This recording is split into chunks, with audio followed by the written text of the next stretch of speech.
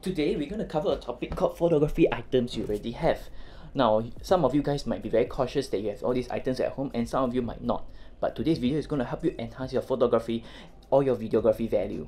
So if you are interested, keep on watching. Number one is a makeshift tripod.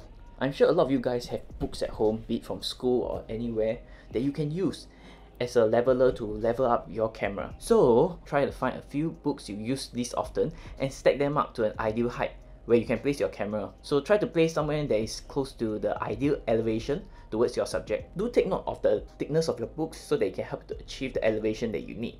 Number two, bounce cut. As you can see, there are some details that is covered around my face here. All I need to do is just use a simple whiteboard to be able to reflect out the details.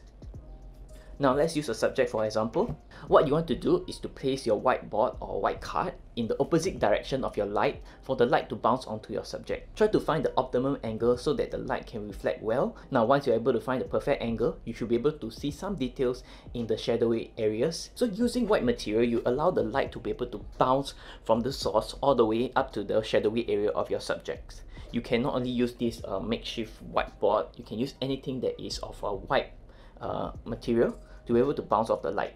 On the contrary, if you want to take away light, you have to use a black material to be able to absorb the light. So not all cameras out there have very good low light performance, so having this method to be able to bounce the light off really helps you in your video quality. Now, field lights. Unlike all those out there who do not have a studio light to be able to shine onto your subjects, you can just use natural light. Now, I'll be using this Bogglehead Batman to be able to show you how it's done.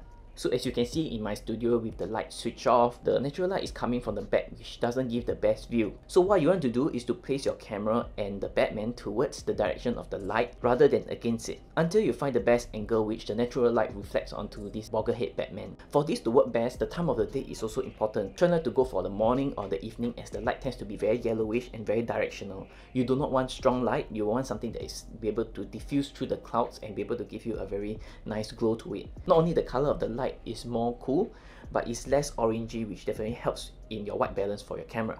So with that said, the afternoon light is the best. So for all those doing videos, you're only constrained to the afternoon if you want this nicer light. So the next one we're going to be talking about is diffusers. Now if all of you guys got tracing paper at home, that serves as a diffuser too. As much as the cloud serves as a diffuser for the sunlight, this tracing paper can serve as a good diffuser for your light. As today our topic is going to be items which you already have, we're going to use your handphone torchlight as a directional light. So with your handphone light and the tracing paper, what you want to do is to simply place the tracing paper between the light and your subject. The paper acts as a diffuser, so it diffuses the light that is coming out from your camera, which tends to be very strong and very directional. As you can see from the light from my camera, it's a very raw and very strong towards a certain direction, so that's not the kind of light which is very pleasing to the eye. So the paper acts as the diffuser, diffusing the strong directional light that comes from my camera onto the subject. And slowly finding the correct angle, I should be able to get the ideal look that I'm looking for. As you guys can see, the light that comes from my camera tends to be very directional and very orangey. Now the tracing paper helps to solve the directional issues, spreading the light a little, but the orangey I will have to edit in post-production. So the tracing paper might not be the best material out there, but it's something which definitely you are able to find at home and be able to soften the light. You can experiment with different materials such as a softer cloth of a thinner material to be able to diffuse the light. There are a lot of possibilities out there, but use what serves you to be able to help you get a much better image. The next one we are talking about is a slider. A lot of the shots on my channel is shot using an electronic slider, but I'm going to show you guys how you can do it simply with just a t-shirt. Now the color of the shirt or the towel doesn't have to be white, as it will not likely be able to be shown in the footage. So what you want to do is to lay your shirt or towel flat onto the surface and place your camera on top of the shirt. You can try to use two hands to control the direction of the slide while gently pulling the shirt or towel away from the subject in a gradual and slow pace. But realistically, it will take a few tries to get the ideal effect that you will need. As you guys can see, the back is a little dark today as it's about to rain outside.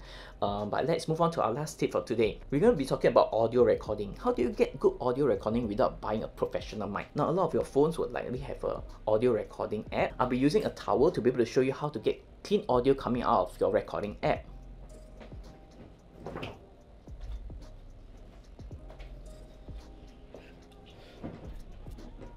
Now, just to show you guys the audio that's coming off my camera, I'll be just recording something that is quite raw. So this is the audio that's coming out from my camera. It's quite raw, so let's see how well it does under a blanket. This might look stupid, but it really works. So what you want to do is hide beneath a towel or a blanket and be able to record your audio beneath it. So let's give it a try.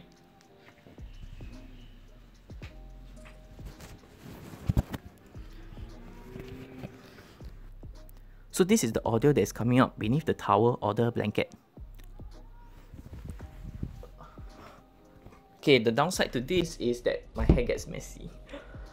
So now that's the audio that's coming out beneath it. So what you have to do is simply find a large blanket or towel which you can hide underneath it to be able to record your audio. The towel not only serves to be able to prevent bounce from your audio, but it eliminates all the other sound sources that's coming out from the side, be it like outside drilling or noisy environment. So if you find yourself not be able to get an expensive mic, this will be an ideal solution for you. So as for the material, try to go for something that is woolly or cotton, as it works best for this effect. Now this will definitely help all those who are doing YouTube at home too. So if you guys have a little to spend, I've done a few reviews on different gears which will definitely help your video production.